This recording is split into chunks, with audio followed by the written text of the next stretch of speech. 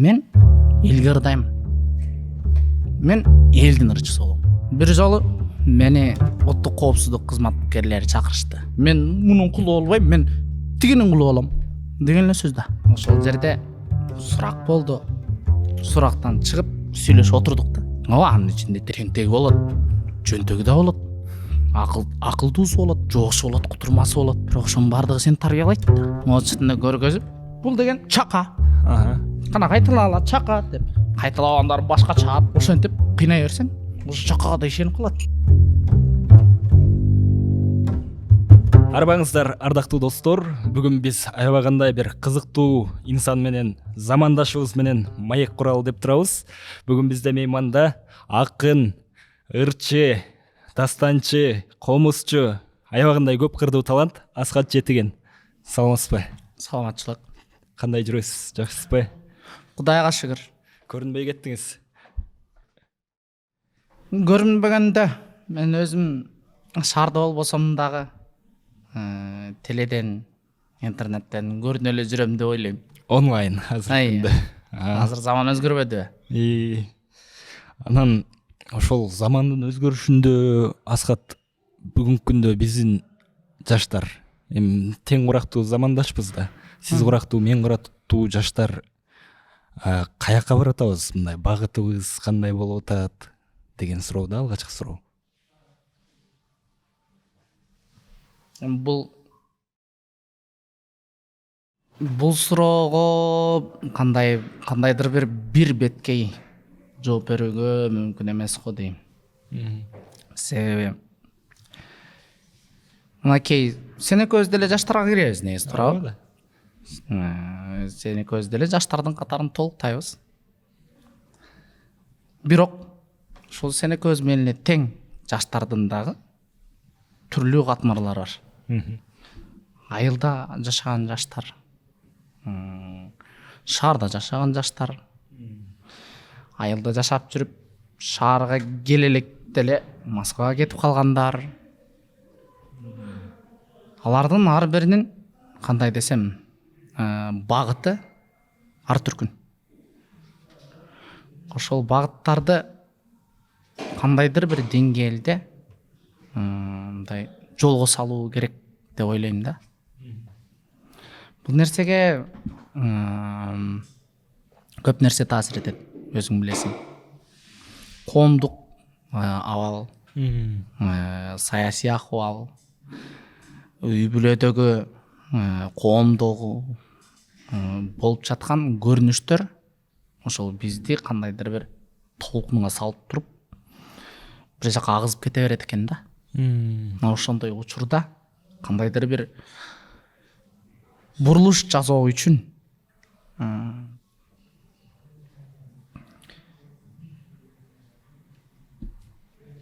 көп нерсени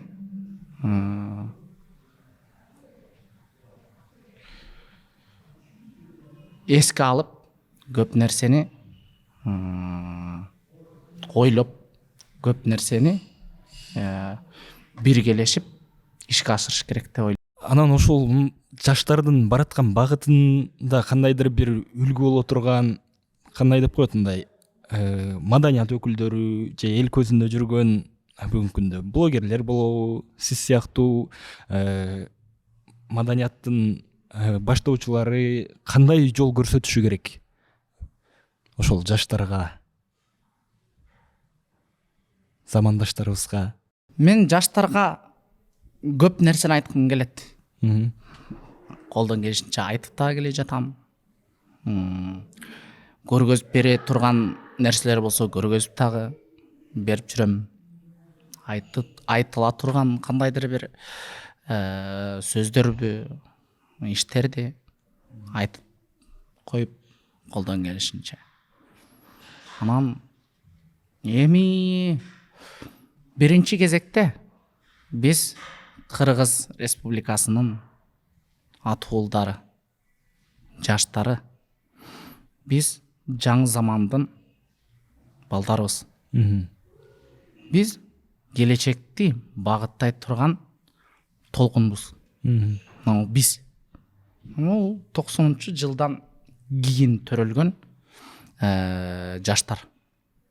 Могу Кыргыз Республикасы, Кыргыз эли өзүнчө эгемендик алгандан кийинки төрөлгөн жаштардын бул ыйык озуйпасы деп эсептейм. Себеби биз бул нерсеге көп кандай десем критерий менен жоопкерчиликти алышыбыз керек да. Биринчи кезекте биз эл катары өзүбүздүн оңубузду сактап калышыбыз керек эң биринчи кезекте. Ал эми андан кийинки дагы кылына турган көп маселелер бар. Эмне үчүн биз ошол толкунду башташыбыз керек? Анткени биз эски тарбияны көрүп өстүк. Мынакей, мен могу жерге келгенде ана могу китептерди көрүп мен кубандым да. Азыр китепканалардан мындай китептерди таппайсың. Кантип улдан байып кеткенге болот? Деген китептин түрүн табасың. Кантип адам болот деген китепти таппайсың. Кантип элге кызмат кылыш керек деген китепти таппайсың. Кантип байыш керек? Кантип бийликке жетиш керек? Кантип өзүңдүн каалаганыңды ишке ашырышың керек деген темадагы китептердин түрүн тапсаң болот. Өтө арзан баада. Мына бул деген биздин коомду бөлүп, чачыратып, жаракка кетирип аткан нерсе ушул да. Бул деген коомду же кандайдыр элдин же болбосо ошо элдин маселесин чечүүгө жана өзүңдүн жеке амбицияңдан элдин кызыкчылыгы өйдө турат экендигин түшүндүрө турган китептер бизде дээрлик жок. Мына ушул жаштар демекчи неге мындан баштадык? Анткени мен деле сиз деле айылдан келгенбиз, шаарга келгенде анан орусча так сүйлөгөн, аябай шатыратып сүйлөгөн досторубузду, чогуу окуган балдар кыздарды көргөндө аябай билимдүү экен дегендей мындай жеке менде ошондой ой сезим калчу да. Мында орусча так сүйлөсө бул киши билимдүү дегендейчи. Сиздин оюңузча кандай? Ушул киши орус тилин аябай шатыратып мындай таза сүйлөп, акценти жок деп коебуз, ошондой сүйлөп атса, ал киши билимдүү болушу мүмкүнбү? Эми бул жерде тилди билүү бул деген адамдын кандай десем, адамдын билиминин көрсөткүчүн аныктап бере ала турган эң башкы нерсе эмес деп ойлойм да. Бирок тилди билүү бул жакшы касиет. Канча тил билсең дейт, ошончо адамсың деп коет да. Сен ошончо адамдын кандай десем оюн билесиң жана ошончо адамдын позициясын билесиң. Бул деген сени ошончо адамдын кандай десем мүдөөсүн билип, ошолордун баардыгынын бирге турган жерин билип, ошого жараша иш кылууга түртөт. Каалайсыңбы, каалабайсыңбы? Жет атаңдын дилин бил дейт, жет элдин тилин бил дейт. Жетинин бири кыдыр деп коет кыргызда. Көрдүңбү? Бирок өз эне тилин билбеген киши өз эне тилин үйрөнүшү керек. Бул деген табигый нерсе. Эми өзүнүн тилин билбей калган биздин атуулдарыбыз бир топ. Бирок алардын күнөөсү эмес да. Убагындагы Союз учурунун бийлиги келип туруп, кыргыздын маданиятын тепселеп, талкалап, аң сезимибизди, ар намысыбызды жоготуп жибергендигинин белгиси. Эми биз адамбыз да. Биз өскүбүз келет, өнүккүбүз келет. Бизге ошол орустар кандайдыр бир билимдүү, космостон келген бир инопланетяндой көрүнүп эле, ошолордой болгубуз келип калган да. Бир эле мисал айтып берейин. Чоң апам айылда аябагандай кадыр барктуу киши болчу. Негизи эле менин ата бабам айылда кадыр барктуу кишилер болгон да. Бирок атамдын айтуусу боюнча чоң апамдын кадыры чоң атамдыкынан да бийик болгон экен. Чоң апам сөзгө мыкты киши эле, аябагандай чебер уз киши эле. Анан чоң апамдын бир тууган эниси өзү айылда башкарма болуп, мектепте директор болуп иштеп жүргөн, райондогу салмагы бар кандайдыр бир инсандардын бири болчу. Керзовый өтүк кийип жүрчү. Союз учурунда керзовый өтүк кийет деген тиги Германиядан азыр заказ кылып ботинка алдырып кийет деген эле бар болчу да. Анан мен тестиер балам, ушу мектепке кире элек кезим кудай ай. Апам экөө карашып отурат. Анан ошондо ошол кишинин айтып аткан эсимде калып калыптыр да. Биз кыргыздар дейт. Азыр могу айылга бир эле орус келип туруп кыйкырса, кыргыздардын жатып берет дейт. Бир кыргыздын башын көтөрбөйт дейт. Эми карабайсыңбы? Бул деген мен мектепке кире электеги уккан маалымат. Дагы жакшы мен муну эстеп калдым. Эстеп ушуну ой жору ушуга. Эмнеге деген суроого жооп издептирмин да. Буга да Кудайга шүгүр. Эми карап тур. Менин чоң апам мен үчүн эмне деген авторитет киши. Анын айылдагы кадыры бар канча? Анын инисинин райондогу кадыры бар канча? Согушка да катышып келген киши эле. Мына ошол киши мен үчүн авторитеттердин авторитети келип алып, мага орустар жөнүндө ушинтип айтып атканда, мен кандай ойдо калам? Орустардан коркуш керек экен. Орустар кыйын турбайбы? Орус келетат деп коркутчу эмес беле? Мен да орус болгум келип баштайт да. Карабайсыңбы? Биздин аң сезимибиздин өзөгүн ушинтип талкалашкан да. Чыгармачылыгыңыз тууралуу бир аз кеп кылсак, мына ушул чыгармачылыгыңызда нукуралуулук менен анан бир мындай биздин жаштарга да бир кандай десем, жана чыгармачылык бир өзүнчө ашкана болсо, сиз жаштар жей тургандай кылып мындай тамакты кошулмаларды даярдап, нукуралуулуктан аралаштырып туруп мындай ошолордун табитине жараша кылып, мындай астына койгондой сезим калтырат да мага. Демек бул мына ушул муунду замандаштарыбызды кандайдыр бир түпкүлүгүн унутпасын дегендей максат менен жасалган ишпи? Албетте. Бул ишти андан башка эмне үчүн жасайт? Эмне үчүн жасаш керек? Мынакей биздин кичинекей кездеги алган тарбия ушул да. Мисалы кичинекей кезинде мына ушул эле могу китептердеги эле ырларды башка китептерден окуп чоңойдум да. Ал китептен биздин кичинекей кезде интернет эмес беле. Ошол учурда интернет жок болуп калганына ушунчалык Кудайга ыраазымын да. Эмне деген адам болмуш. Кичинекей кезде ошол Токтогулдун китебин көп окудум. Жеңи жок калык, ошол кыргыздын акындарынын мен окуп алган китеби калган жок го дейм. Атам өзү китепти көп окуйт. Мен эсимде ошо үйдө болсо чалкалап жатып эле китеп окуп отурган эле эсимде. Анан атаң эмне кылса, сен да ошого кызыгасың да.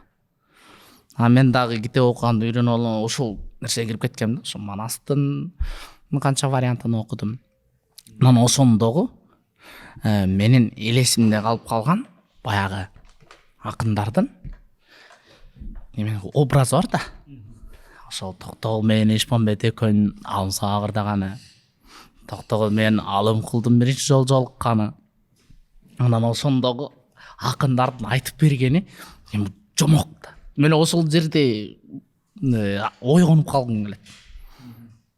Анан ошол нерсе сиңип калган экен. Анан ошол жаштарга бул нерсе сабак болушу керек да биринчи кезекте. Экинчиден бул чыгармачылык. Бул деген адамды угуп эле, музыканы угуп эле, же кандайдыр бир бийлеп эле, же көңүл ачуу үчүн эле чыгарылган нерсе эмес да. Бул деген адамдын биринчи кезекте интеллектин өстүрө турган, кандай десем, мотивация. Бул кандай десем, бул интеллектуальная мотивация да бул. Энергетическая деп коебуз бул. Ноталар, музыкальный звук, анан шумный звук деп эке бөлүнөт да.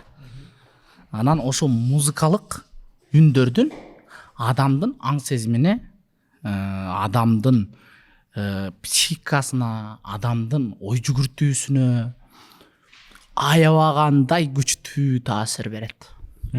Музыка угуп атып, сабак окуган бала менен музыка укпай отуруп сабак окуган баланын өсүүсүнүн айырмасы асман менен жердей болот. Бул бир. Экинчиден, мен чертип жүргөн күүлөр, булар деген кыргыздын тарыхы. Бул тарыхты ондай китепке жазып туруп коюп койсоң, аны эч ким кызыгып келип окубайт. А ошону ыр менен ырдап берсең, аны келип угат. Ошону эстеп калат. Ошону жакшы көрүп калат. Анан ошол нерсеге кандайдыр бир мындай жакын жүрөт да. Ушул нерсе үчүн жанагы концерттеринде ошондой окуяларды айтып бергенди жакшы көрөм. Анан мына ушул нукуралуулук, түпкүлүк кыргыздын бир нукура ырлары, күүлөрүн жеткирүүдө аябагандай бир атаандаш бар. Биздин ошол эле Орусиянын алар орусча ырлар, анан кинолору, бул орус дүйнөсүнүн аябагандай бир чоң пропагандасы. Ошого мындай тең ата тайлашпасак да, мындай өзүбүздүн нукуралуулугубуз кандайдыр бир туруштук берип атабы ошол атаандашка? Досторубузга, замандаштарыбызга мындай. Менин эле чыгармачылыгымбы же болбосо ошол элдик чыгармачылык, элдик ырлар балким. Эми кандай десем, бул жерде биз деген кызыгуу пайда болдубу? Азыр биз деген орустар менен күрөшүшүбүз керек эмес. Орустар жөнүндөгү түшүнүк менен күрөшүшүбүз керек. Биз орустарды жеңген менен биз баатыр болуп кетпейбиз. Орустарды жеңгенден кийин башка да жеңе тургандары чыгат. Аларды жеңгенден кийин дагы башкасын жеңиш керек болот да. А биз деген аларды жеңгенден мурда ошолор жөнүндөгү аң сезимдеги орноп калган түшүнүктөрдү жеңишибиз керек. Мен эмеле айтпадымбы? Чоңотай кемдин айтып колониалдык саясаттардан арылуу. Мына мен ошондон арылдым. Бирок ошондон арылыш үчүн ага эмне деген убакыт керек болду. Эмне деген сыноодон өттүм. Эмне деген эмгекти кылдым.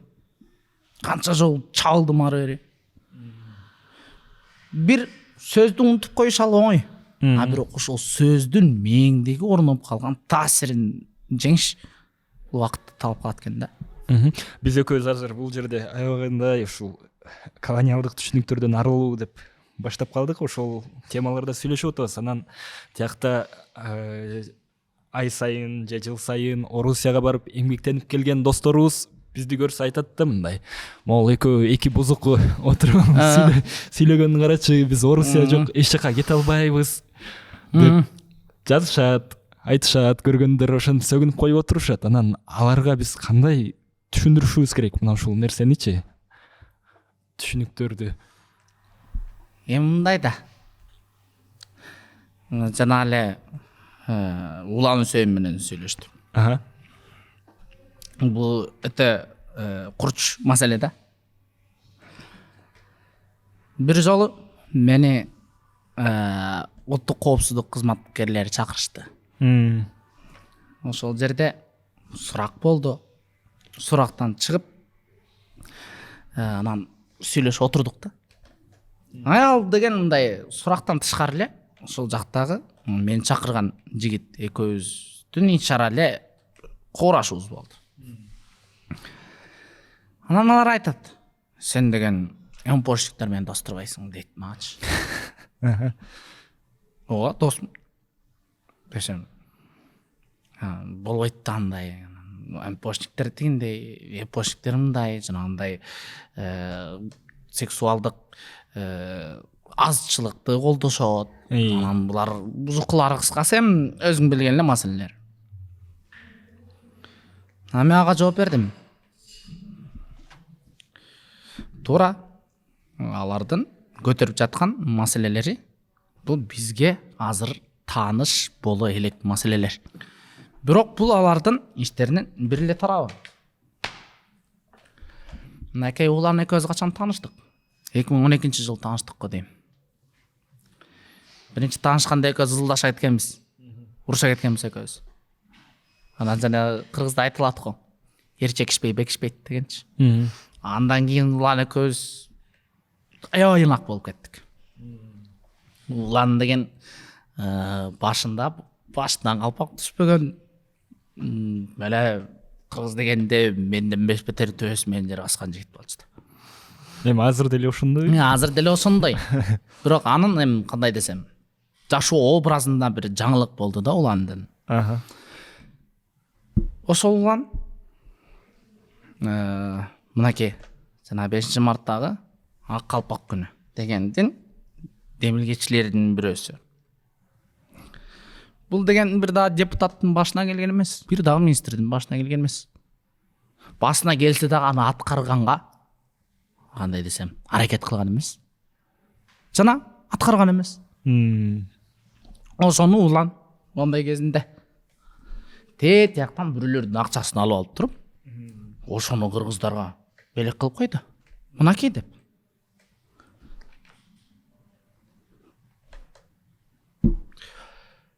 Кыргыз бии деп кара жоргону көтөргөндөрдүн дагы демилгечилердин бири улан. Эми кыргыз бии деп мына экөөбүз ошол жерден ызылдашканбыз да. Бул эми кара жорго кыргыздын бийине окшош.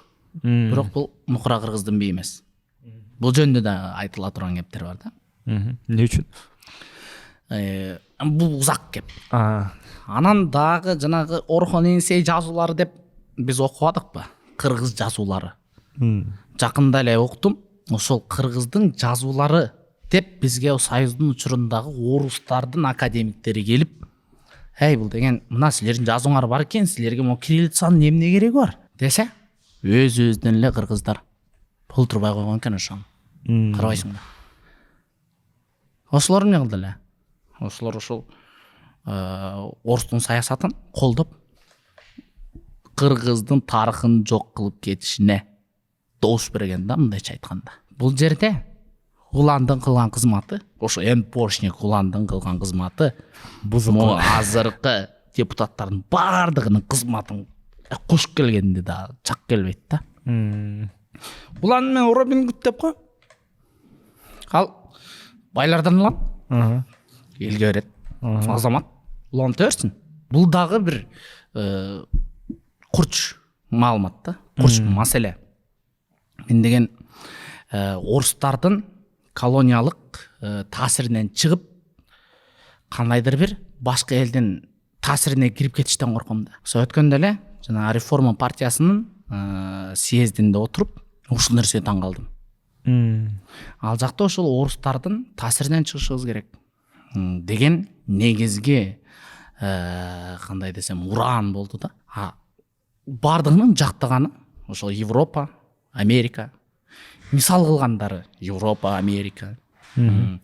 Алардын каалаганы ошо Европа, Америкадай болуу. Бул дагы коркунучтуу маселе.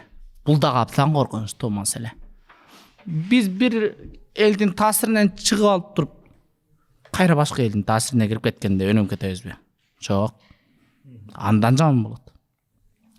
Бир элдин таасирине кириш үчүн башка элдин таасиринен чыгып, бул деген ошол эле кулчулук. Мен мунун кулу болбойм, мен тигинин кулу болом деген эле сөз да. Ошонун таасиринен чыгып, мен Кудайдын таасиринде болом десең да, мисалы. Бул башка кеп. Мен ушул нерсени айткым келет да. Биринчи кезекте өзүңдү тааны. Андан кийин элиңди тааныйсың. Элиңди тааныгандан кийин сен баарын тааныйсың да. Таанып атабызбы анан элибизди? Таанып келатабыз го дейм акырындан. Акырындан таанып келатат окшойбуз. Мисалы? Мынакей. Мен кичиненден Санжырага кызыгып чоңойдум. Санжыраны атам да жакшы көрөт. Кичинекейимде ошо атам Санжыра жазган өзүнүн дептери бар эле. Ошондон окуп отуруп, менден мурдакы 17 моонга чейин жеткен Тагай бийден. Тагай бий деп коем, Долом бийди. Аны атам үйрөткөн мага. Кичинекейимде атам экөөбүз уктаар алдында атам менден сурап баштачу. Атаң ким дейт. Атам Жетиген. Жетигендин атасы ким? Саид. Саидтин атасы ким? Ботакан. Иманалы Ботакан дедим. Ошентип кете бере эле да. Бул деген биринчи кезекте бул болгону кандай десем таблицада. Таблицаны эмне жаттайт? Бул деген ошол мээңди мындай кандайдыр бир аң сезимиңди бир тонуста кармап жүрүү үчүн ойлонуп табылган да бул. Ошол керек болгон. Ошол бизди кандайдыр ошол информацияны, ошол маалыматты биз акылыбызда алып жүрүү менен башка дагы керектүү маалыматтарды чакырабыз да. Антеннада мындайча айтканда. Ошол санжыраны кичинекейимден үйрөнүп калганымданбы, мен андан аркы санжыраны казып жүрдүм да. Кайсы жерден санжырага тийиштүү маалыматты көрсөм, ошол жерден басагалы окуп жүрүп, тиришумдуктуу маалыматтарды таап баштадым да. Жүрөгүң түшө турган маалыматтарды таап баштадым. Анакей Библия, орустарга Библия. Билесиңби каяктан барган? Каяктан барган? Кыргыздардан барган. Кыргыздардан барган. Мына азыр орустар бизде мындай китеп окуганды үйрөткөнбүз. Силерди адам кылганбыз деп жүрүшпөйбү? Маданият алып келгенбиз. Ошо маданиятты силер кимден алдыңар эле деген суроону берген киши жок да. Кайсы кылымда экени эсте жок. Ошол 10-чы кылымдарда го дейм. 10-чы кылымдарда ошол эстен чыгып кетти. Кыргыз тилинен ыйык китепти которуп орусча анда орус деген эл жок болчу. Славяндар бар болчу. Орус деген эл пайда боло элек болчу анда. Жазганды кой. Эл жок болчу орус деген. Анан ошол пайда болгон элди бул жерде мындай элдер жүрүптүр. Кой буларды адам кылалы десе керек да. Баягы кыргыздардын ыйык китебин түрктөрчөдөн которулган деген эми орустардын учурунда кыргыздарга тиешелүү маалыматтын баары эле түрктөр да эришкен да. Ошол ыйык китепти үйрөтүш үчүн славяндарга мына кириллицаны ойлоп табышкан. Мына биз азыр окуп жүрбөйбүзбү? Мына могу кириллицаны ошол ыйык китепти Библияны славяндарга үйрөтүш үчүн ошолорго өзүнчө тамга ойлоп таап, тапшырма менен иштеп чыгып, анан орустарга, славяндарга тинден таалим өтүрүп баштаган. Сен орустардын Кудай деген эмне экенин билек болчу. Славяндар. Элестет. Ким кимге эмнени үйрөттү? Ким кимди адам кылды? Ал учурда кыргыздар деген хандыктардын гана башында турган эл болчу да. Мына биз азыр Америкада атабыз, Японияда атабыз, Германия. Меле биз мактабаган эл жок, Му өлүп баратсак, му казактар менен өзбектерди мактайбыз. Эми ошол негизи эле ошондой сөзүңүзгө аралжы. Ошондой түшүнүк бизде үй бүлөдөн барбы мындай элдин балдары дегендей. Ооба. Элдин бул да сен жакшы баштадың. Мындагы айтам азыр. Ошол туура элдин мактай турган жагын макташ керек. Бирок ал деген сенин ошол элдин ылдый экендигиңди билдире турган нерсе эмес бул. Сен алардан ылдый болгону үчүн макташың керек эмес аларды. Алар ошо мактоого татыктуу болгондугу үчүн гана макташың керек. Анан аларды мактап, алардын аркасынан ээрчип алып адашып кеткенне кереги бар да. Кимге кереги бар? Анан ага да кереги жок, сага да кереги жок. Эч кимге кереги жок. Мынакей ошол эле Европадагы элдер үңкүрдөн жаңы чыгып аткан кезинде, орой тил менен айтканда, кыргыздар ат минип, ат үйрөтүп, жүгөн салып атка, ноктосу менен, тизигини менен, ошонун ар бир жабдыгын өзүнүн аталышы менен иштеп чыгып, болоттон курал жасап, болоттон темирден соот кийип, атына ээр токунуп, кийизди иштетип, темирди иштетип, жибирип, боз үй тегип бир темир аралаштырбай, кылычы белде кыңгырап, найзасы колдо зыңгырап, мына мантип чакчайып жүргөн да. Мына ошолор дүйнөгө таасирди ошолор берген экен да. Мамлекет, коом, мынандай жанагы мамлекеттик символикалар, желек, ыр деген нерселер. Мынакей элдин балдары, мага бир элдин баласы айтты да. Өзү опера ырдайт, академиялык музыкант. Анан ошол жигит кайсы бир жылы Москвада өткөн, Москвада экен же Питерде өткөн бекен, эстен чыгып кетти. Дүйнөдөгү эң күчтүү 30 ырчынын бирөөсү болуп эсептелип калды да, ошол жылдагы конкурстун эсеби боюнча. Ошол келип айтат мага, могу академиялык вокалдын өзөгү эмне де билесиңби дейт. Мен билбейм дедим, мен билбейм да каяктан билем. Мен коомчумун. Десем ал 3 тамга дейт. 3 тамгадан турат экен дейт. Кайсы тамгалар деп ойлойсуң? Билбейм. Ың, үй. Өңү. Өңү. Бул 3 тамга тең жок славяндарда. Биздин тамга. Далай элде жок бул тамгалар. Ошол жанагы поворотчи кылган вокалдын ырдоо искусствосунун формуласы биздин өңүбүз. Карабайсыңбы? Бул кантип барып калган аларга?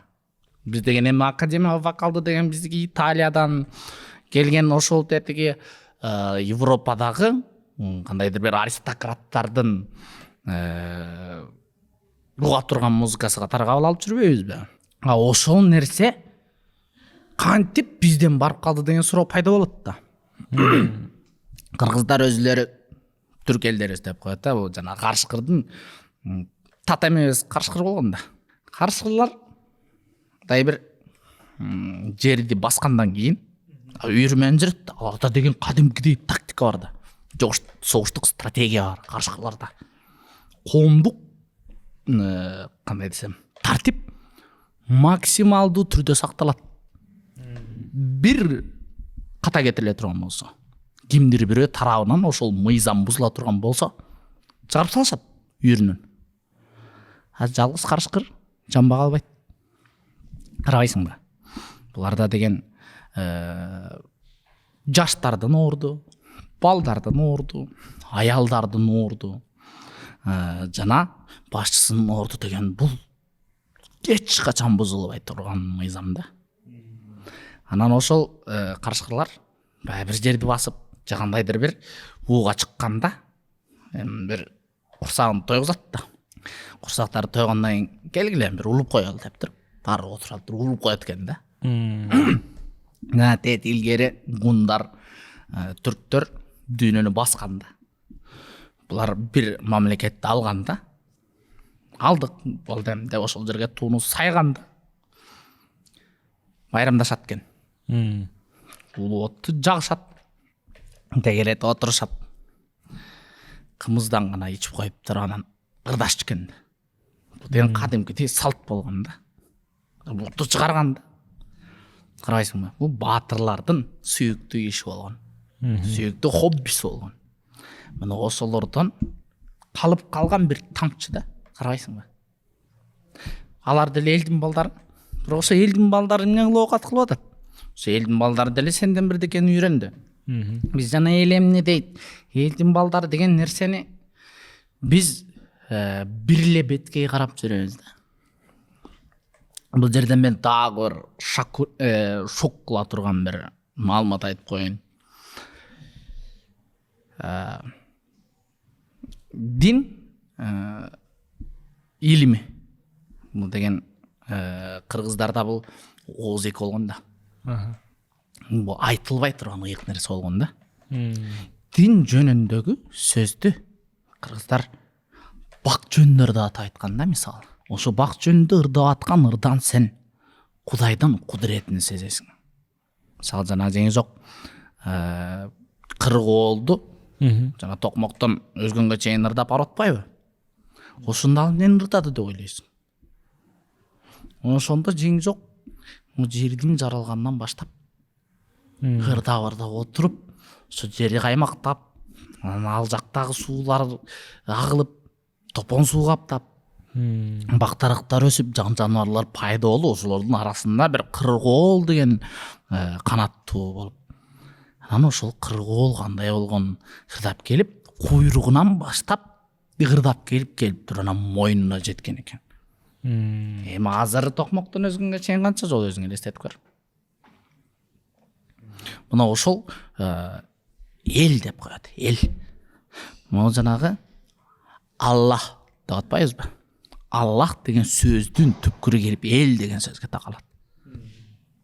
Бул деген Аллах деген бул ошол еврейлердин, жүйүттөрдүн Элоа деген сөзүнөн уланып диалект болуп калган Аллах деп. Ошо еврейлерге Элоа болуп келген. Эл ак деген эки түшүнүктөн. Еврейлер ошол нерсени жумшартып сүйлөшкөн. Мисалы Жакып десек, алар Яхве дешет. Кыргыздар Жакып дейт. Яхуда дешет, жүйүт. Көрүң, бар жумшартып айтат да. Эл ак. Бул эл деген энергия деп коелу да, мисалы. Эл дегенде биз мощь сезебиз да. Кандайдыр кудурет да. Эл толкуса сел болот деп коет. Бир адам эч качан эл аткарган нерсени аткара албайт. Баары бир сен канчалык күчтүү болуп кеткен күндө дагы эл менен адамсың. Элден чыксаң жамансың дейт. Баары бир айланып элге келесиң. Көрдүңбү, сен баары бир элден көз карандысың. Бирок кайсы бир деңгээлде эл дагы сенден көз каранды. Бул ар бир адамдын жоопкерчилиги да. Ар бир адамдын башындагы өзгөрүлбөй турган жоопкерчилик.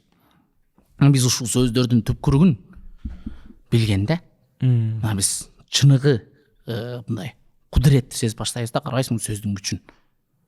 Элдин балдарыбы? Демек бул Кудайдын балдары деп түшүнүш керек. Анын ичинде тентеги болот, жөнтөгү да болот, акылдуусу болот, кем акылы болот, жоокшу болот, кутурмасы болот. Бирок ошонун баардыгы сени тарбиялайт да. Сен жалаң жакшынын арасында жүрө берип, дагы жаман болуп кетишиң мүмкүн. Анан сиз ырчы болгондон кийин бул суроону да бербесем болбойт да. Негедир акыркы учурларда биздин таланттуу, менмен деген үнү бар, кыйын ырчы жигиттерибиз, кыздарыбыз ушул Орусиянын кайсы бир мындай телеканалындагы шоулорго барып келгенден кийин гана мындай ошол жакта жеңип бир элге кыйын экенин далилдеш үчүн сөзсүз түрдө ошол орустун шоусуна барып пропаганда телеканалына чыгып коюш керек дегендей мындай түшүнүк менен жашагансыйт да. Анан эл өзүбүз дагы ошондо гана тиги ырчыны баалап тургандай сезилет да. Мисалы Токтогул атабыз орустун генералдардын астында ырдап анан мынчалык залкар болгон эмес да. Сиздин оюңуз кандай ушул ырчыларыбыздын, жигиттерибиздин барып өзүнүн кыйын мыктылыгын далилдеш үчүн ошол жака барып атканына? Бул жерде күнөө аларда эмес. Күнөөнү аларга койгонго болбойт. Бул жерде күнөө мамлекеттик бийликти кармап турган адамдарда. Эгер ошолор мамлекеттик идеология деген түшүнүктү элге киргизе турган болсо, ошо бизди тааныта турган болсо, өзүбүзгө тааныта турган болсо, биз эч кимге эчтеке далилдегибиз келбей калат. Жөн эле зыркап эле жашагыбыз келип калат биздин. Мен эмнеге муну айтып атам? Эле казактарда, эле казактарда кичинекей жомокторун мультфильм кылып тартышып, алар жөнүндө кызыктуу маалыматтар жөнүндө ар кандай мындай кызыктуу иштерди алып барышып, жаштарды, кичинекей балдарды тарбиялап атышат да. Бул деген жанагы Союз учурундағы эле идеология да. Бирок булар өзүлөрүнүн тамырын издеп атат казактар. Өзүлөрүнүн тамыры жок жерден тамыр жасап атышат азырчы. Азаматтар. А биздин өзүбүздүн тетиги тереңдеги тамырыбызды өзүбүз талкалап атабыз да. Эми муну деген бул нерсени кылыш үчүн өтө деле көп эмгектин кереги жок. Мына бизде эпостор эле канча эпос бар бизде? 40тан ашык эпос бар кыргыздарда. Ошолордун ар бирин эле мындай кыска эле 1-2 сааттык эле мультфильм болуп тартып койсочу, дүйнөнү дөңгөрөтө турган материал болмок да. Ошол эпостарды мультфильм болуп тартып коюу менен эле Кыргызстанды талай экономикасын көтөрүп койгонго болот да. Элестет. Кыргыз маданияты, кыргыздын түпкүлүгү, сиз алып жүргөн маданият, анан союз кезинде жана эгемендик алгандан кийин кандай жолдорду басып өттү, кандай оош кыйыштарга туш болду? Мисалы ошол эле Токтогул атабыздын сүргүнгө айдалганы, андан кийинки мисалы кыргыздын каймактары 37-38 жылдардагы кыргыздын менмин деген кыйындарынан атууга кетиши дагы кандай ушундай запкаларга туш болду дегендин да. Мисалы жанакы эле сөзүңүзгө аралчы, жанакы эле Орусия болбосо биз мындай адам болбой калмакпыз деген замандаштарыбыз эмнегедир ушул басымдарды биздин аталарыбыздын каны менен келгенин бүгүнкү күн мындай көп айтышпайт да. Эки эле сөзүндө орустар бизге муну куруп берди, анан биз киши болбой калмакпыз гана деген гана сөздөр. Бул ошол эле түшүнүк, жана медиа калып калган түшүнүк да. Баягы жана жиндилер тууралуу анекдотторду угуп эле жүрөсүң да. Жиндилерге баарын тизип алыпчы, могу үстүндө көргөзүп, бул деген чака. Кана кайталала чака деп. Кайталагандар башкача. Ошентип кыйнай берсең, алар чака деп калат. Ошо чакага да ишенип калат. Чын эле чака экен деп. Анан ал өзүлөрүнүн балдарына ошентип үйрөтөт. Небересине. Чака деп. Ал өзүнүн небересине, чөбөрөсүнө ошентип үйрөнүп жүрүп отуруп, ошо ойдон калып калат да. Бул деген ошол эле жана Союз учурундагы Кыргыздын тарыхына, Кыргыздын өзөгүнө болгон талкалоонун жыйынтыгы да. Мисалы Токтогул деген эми бул деген Кыргыздын бактысына жаралган бир жаралган инсан да. Токтогул. Мен азыр демократ акын. Демократ. Бирок мен Токтогулдун бир сапатын баарынан бийик баалайм да. Ал эркиндикти сүйгөн киши болгон. Эркин жашагысы келген. Элдин адамы болгон. Ошол учурда дагы рок звездалар көп болчу. Жеңжок, Эшмамбет, ошол эле Калык, Коргол, Арзыматтар бардыгы өзүлөрүнүн өрөөндөгү бийлердин, болуштардын ырчылары болушкан. Ошолордун саясатын мактап ырдашкан. Анан баарын тизип отургузуп коюп, ар бири бирден мактап ырдашкан. Анан бирөөсү мактап аткан кишини экинчиси андан жакшыраак мактап ырдаган. Анан ошонусунан акча алып жашашкан да. Токтогул болсо, бул деген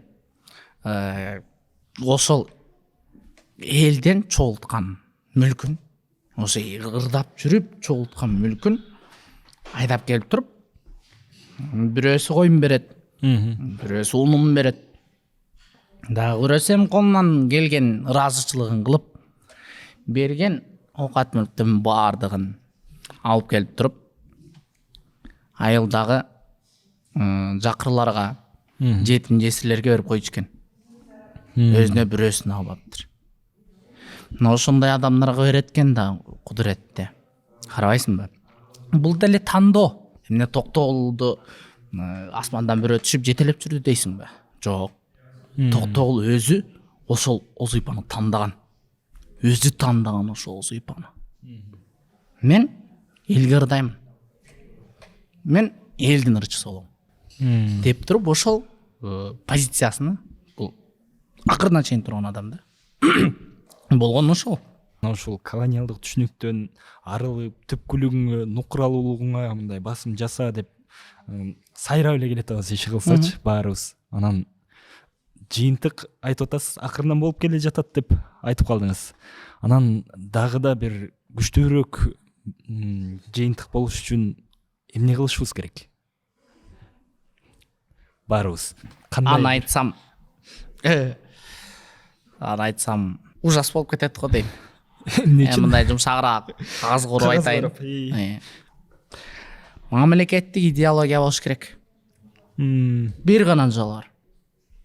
Биз акча топтошубуз керек, анан баланс чагышы, түкүнчө кылыш керек. Туура, анын баарын кылыш керек.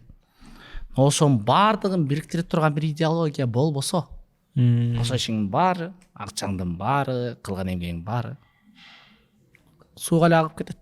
Бир гана идеология сактайт бул нерседен. Анан мен Союз учурундағы саясаттын мага жаккан бир жери бар да. Мен кичинекейимден орустарды жинимдей жек көрүп чоңойдум. Мектепти 5ке окудум. 1/4 жок окудум мектепти. Бирок орус тилин мындай тапшырманы аткарып койгон болбосо, орус тилинде мындай принципиалдуу түрдө сүйлөчү эмесмин. 21 жашка чейин. Атам, апам, байкелерим, иним дагы орусча жакшы сүйлөчү. Кайтыш болуп кетти раматылык. Орустардын түшүнүн жооп берип кое алат да. Бардыгы. Мен принципиалдуу түрдө сүйлөчү эмесмин орусча. Анткени кичинекейимден кимден экенин билбейм. Ошол орустардан кыргыздарга үстөмдүк кылып келген мага жакчы эмес да. Маны деле китептен эч ким айтпайт да. Ошону каяктан түшүнгөнүмө мен таң калам да азыр. Бирок алардын Союз учурундагы саясаттын бир күчтүү жери идеология күчтүү болгон. Советтик идеология, партия деген нерсе бул адамдарга мындай азыркы сөз менен айтканда мотивация берип турган да. Партия үчүн отту кечип кеткенге даяр болчу. Кырдыңбы? Коросунда чычка кулагы жоктур. Партия дегенде окко төшүн тосуп бермек. Бул эмненин күчү? Бул идеологиянын күчү, көрдүңбү? Сиздин оюңузча ошол мындай таяк менен башка чапкылап турган идеология иштейби? Мындай өмүр узак болобу? Же ошол Советтер Союзундай эле кулайт да башка? Эгер адам өзү идеология деселе, таяк менен башка чапкылаган нерсени эсептегенге болбойт да. Мисалы, Американын идеологиясы бар. Билесиң кандай идеология экен? American Dream. Америка кыялы. Это и есть идеология. Ой. Бул Американын азыркы дүркүрөп турган Американын идеологиясы. Эки эле сөз. Эки эле сөз. Америка кыялы. Мен алалы мен американецмин да. Мен бир иш кылгым келип атат. Бирдеке ойлоп табайын деп атам да. Бир идея келди. Бир аспап ойлоп табам дедим да. Анан мен анын концепциясын ойлошум керек да. Анан мен ошол бир багыт алышым керек да. Цель, максатты көрүшүм керек. Мен максатым эмне?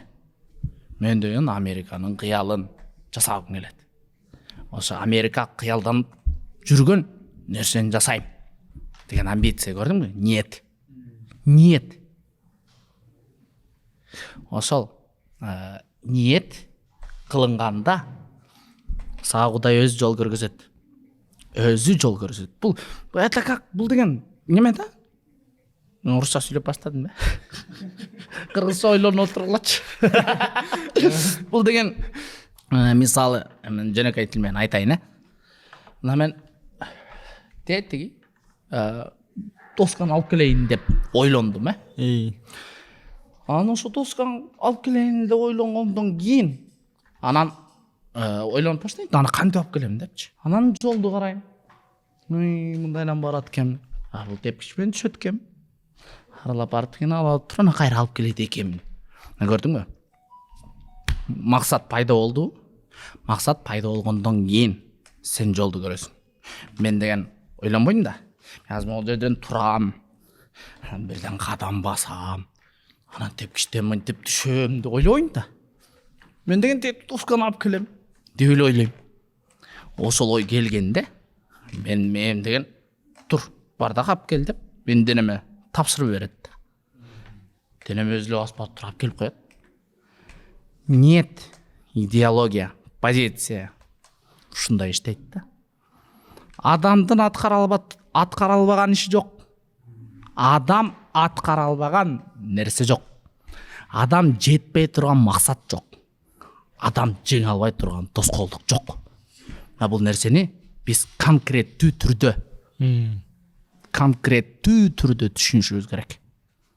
Бул өзүбүздү алдап эмес, бул чынында бар. Бул деген мээбиздин бир жеринде мындай күйө элек лампочка да. Аны күйгүш үчүн сен кнопканы басышың керек. Ошо кнопканы табыш керек да, бирок. Айта берсең узак. Демек бүгүнкүдөй ушул сиздей өнөр адамдарынын ушул темаларда сүйлөгөнү деле, мындай айтып атканы деле, ушундай аянтчаларда сөздөрдүн болуп атканы деле, мындай кандайдыр бир иштердин жасалып атканы, мына ушул түпкүлүгүбүзгө колониалдык түшүнүктөрдөн арылууга болгон кадам деп айтсак болот. Туурабы? Колдон келишинче. Сизге чоң рахмат, Аскат мырза. Сизге Көргөнүңүзгө да чоң кубанычтабыз. Келип туруңуз. Чоң рахмат. Бар болуңуздар.